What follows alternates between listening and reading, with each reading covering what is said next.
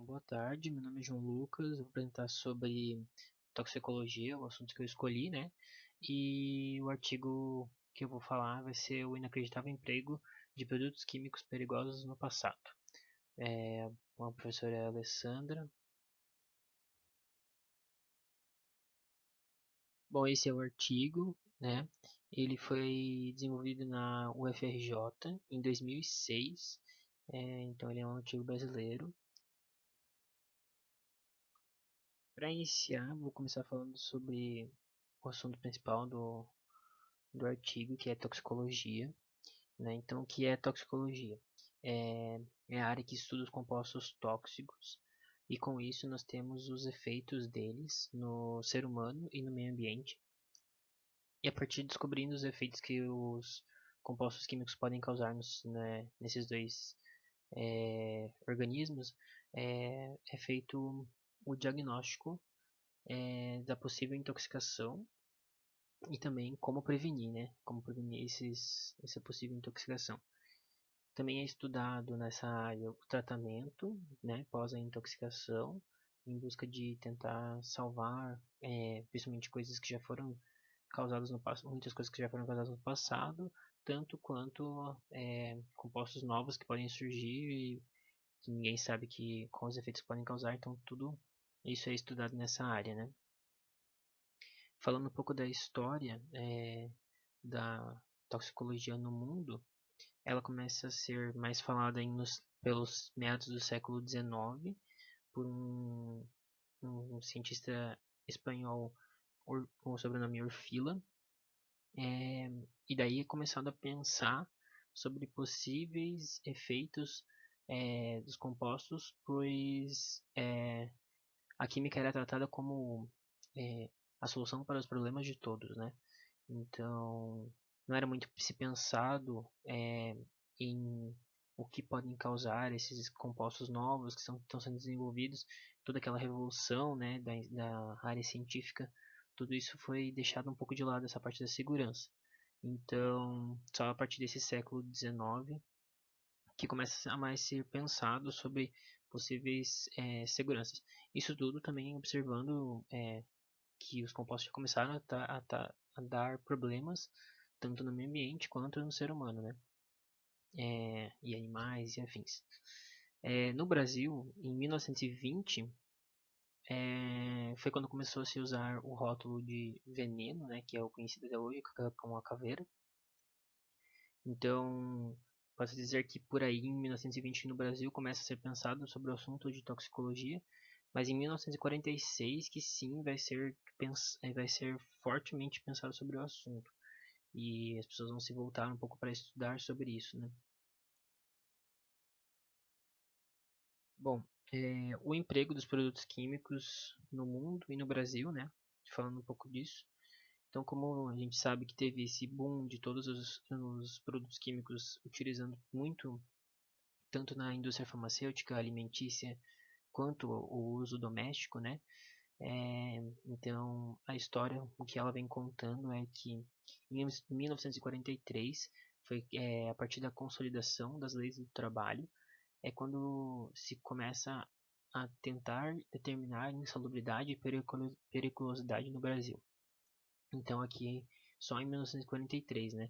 E ainda assim, não foi em 1943 que o assunto começou a ser falado realmente, né? Como eu falei lá que era 1946. Mas em 1978 que foram criadas as normas regulamentadoras a partir com base na CLT,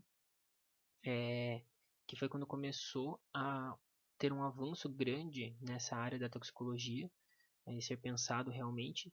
E um dos exemplos, né, dois exemplos que temos que veio essa novidade dessas normas, né, que foram as normas dos EPIs, né, as obrigações dos EPIs e onde tem que usar, como tem que usar, e periculosidade com explosivos. Foi normatizado a insalubridade, né, tentado normatizar a insalubridade quando se utiliza, né, muitos produtos químicos. Bom, os primeiros estudos que começam a surgir sobre o assunto, né? Então, a primeira coisa que nós sabemos, que nós temos as formas de absorção. Elas são três, né, que são a digestiva, respiratória e cutânea. É, essas formas de absorção elas podem ser cumulativas ou não. E quando cumulativas, elas se ligam às proteínas do corpo, né? E elas permanecem, elas se tornam bioacumulativas. Então, a absorção pode ser em uma via só ou nessa via por vários tempos. A classificação da toxicologia, nós temos três tipos também, que daí seriam a forma aguda, que ela é uma única forma ou uma múltiplas formas, né, de absorção, porém em um curto período. E os problemas eles aparecem rapidamente, né? A gente consegue perceber os problemas rapidamente no organismo que foi contaminado.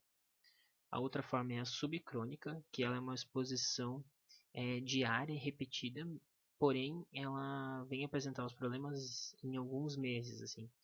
Então, ela talvez tenha uma dose uma dose menor, porém ela vai apresentando os problemas antes da próxima classificação, que é a crônica. A crônica, a diferença na real é que ela é um longo período de tempo. Tem estudos que falam que é para a vida toda, ou até 80% da vida do organismo, para que ele não comece, mas toda essa contaminação, né, toda essa intoxicação, ela vem acontecendo dessa forma, na vida toda, ou em 80% da vida do organismo.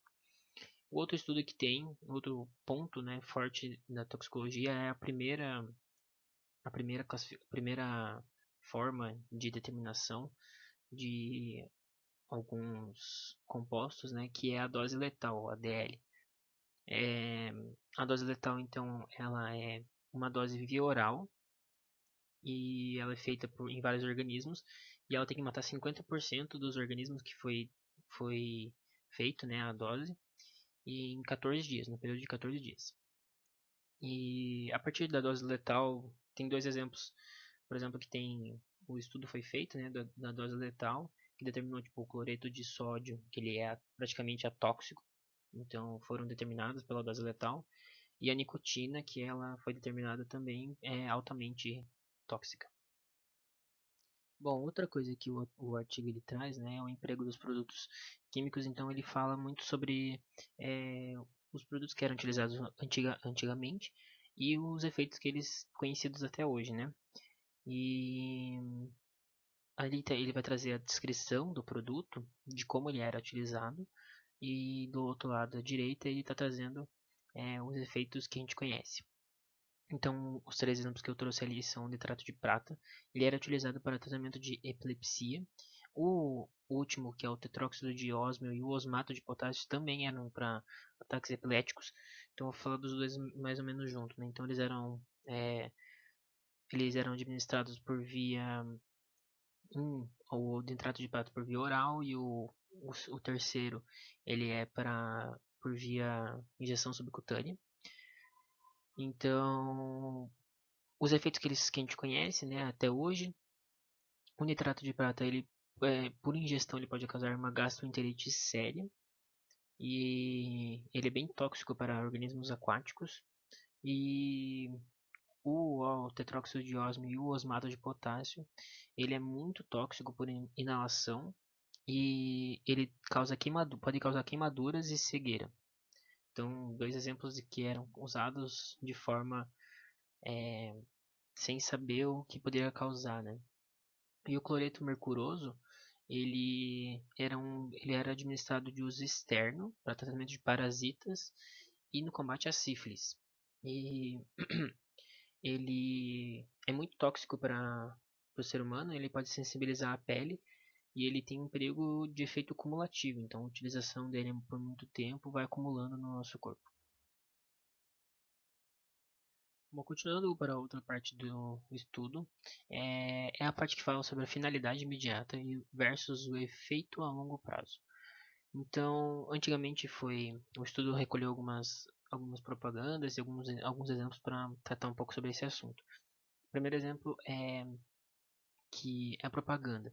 Então, como eu disse anteriormente, a química e os compostos químicos que foram surgindo, eles eram tratados como a solução para os problemas de toda a humanidade. Então, não se queria muito saber sobre segurança, o que isso pode causar. Se queria saber o que isso pode solucionar, quais os problemas que nós temos atualmente e o que isso poderia ser solucionado com os novos compostos que estão surgindo.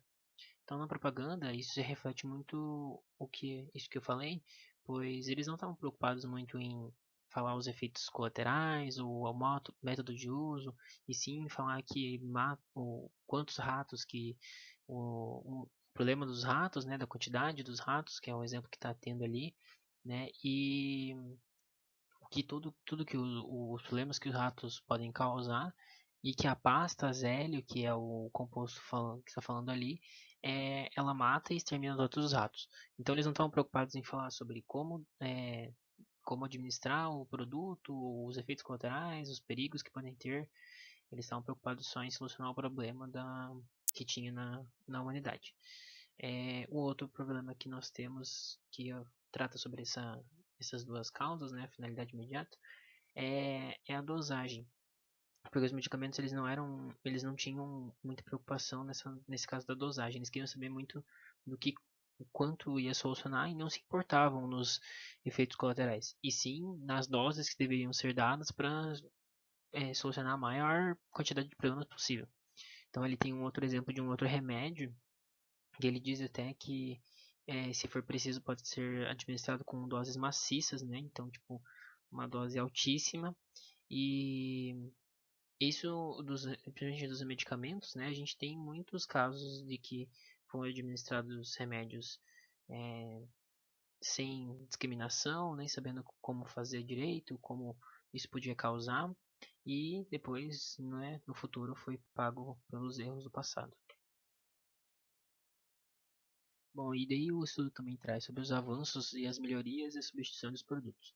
Eu vou falar um pouco mais sobre as melhorias dos produtos, que ali eu tô falando, vai dar dois exemplos, água oxigenada e água sanitária, que eu vou falar um pouco sobre as reações que o estudo traz, então vai ser mais parte química.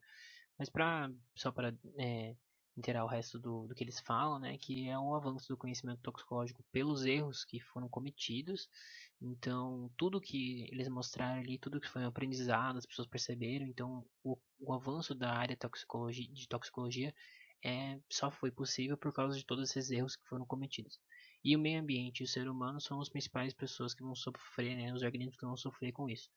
Então, para tentar fazer com que eles não sofram tanto, tem as melhorias e as substituições de produtos para que isso não ocorra tanto. Bom, então falando das melhorias dos produtos, o primeiro exemplo que nós temos é a água oxigenada. Ela tem um amplo emprego, tanto doméstico quanto industrialmente, e o problema que tinha era durabilidade. Ela se decompõe muito rápido e queria se resolver esse problema, e ela também tinha casos de toxicidade, então queria resolver esses dois problemas. Para resolver isso, foi melhorado o processo de obtenção. No processo de obtenção inicial, antigamente, ele continha o ácido sulfúrico. Né? Então, nesse processo aqui, nós temos o emprego do ácido sulfúrico. O ácido sulfúrico ele era obtido de maneira diferente do atual. Então, ele era obtido em câmeras de chumbo e com ele poderiam vir várias impurezas. E essas impurezas que traziam tanto a decomposição rápida do produto quanto a possível intoxicação para alguns organismos, né? Então, ela podia vir com selênio, arsênio, chumbo, esse ácido empregado no processo para passar de novo para oxigenado. Bom, então daí aqui é o processo novo, né? Tanto da obtenção do ácido sulfúrico, que é um processo de obtenção catalítico, então ele não vai ter mais as impurezas que tinham antes, e tanto quando vai se mudar daí o processo de obtenção da própria água oxigenada, que daí é esse processo aqui. Então ele vai participar de uma melhoria, então todas as coisas que tinham, os erros que podiam ter antes, agora não tinham. Outro exemplo que nós temos é da água sanitária. Então eles traziam a reação antiga, né, as primeiras reações que eram feitas e tinha problema na obtenção dessa água sanitária pelas impurezas encontradas no hidróxido de sódio. Então nessas reações aqui são as reações antigas e a reação de melhoria foram feitas, tinha duas opções de reação de melhoria, que era a eletrólise de cloretos alcalinos com células que impeçam o contato do cloro com o hidróxido, então ele diminuía a possibilidade de ter impurezas, e também uma reação de cloro com suspensão aquosa de óxido de mercúrio. Só que nesse caso, ele é feito em uma escala laboratorial, dada a periculosidade do mercúrio, né? Então não faria muito sentido utilizar ele como uma melhoria para não ter, né, a toxicidade. Bom, então a toxicologia atual, né, depois dos avanços que foram causados pelos erros e acertos do passado, a gente tem uma área da toxicologia muito avançada, porém ela nunca vai conseguir ter uma gama de todos os compostos. Então sempre vai ter alguma coisa nova para se estudar e sempre vai ter algum composto novo que vai surgir e não vai se saber de cara qual é a toxicologia desse produto, desse composto. Então, muito se fala na conclusão do estudo sobre qualidade segura, sobre eficiência e mais segurança, né? Essas duas coisas juntas.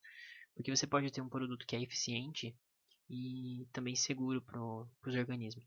Então, a melhoria ali que foi falada da água oxigenada, da água sanitária, são dois exemplos que falam disso. Você tem tanto a eficiência, né, de durabilidade, aumentar a durabilidade do produto, aumentar o teor, né, dele, tirar as impurezas, deixar ele mais concentrado, mas também de uma forma segura. Então, tirar as impurezas que causavam problemas toxicológicos, né, e para os organismos, para o ser humano que utilizava e afim, para o meio ambiente onde ele era descartado. Bom, as referências estavam em toda a apresentação, mas também deixei aqui no final as referências que eu utilizei. E é isso. Obrigado.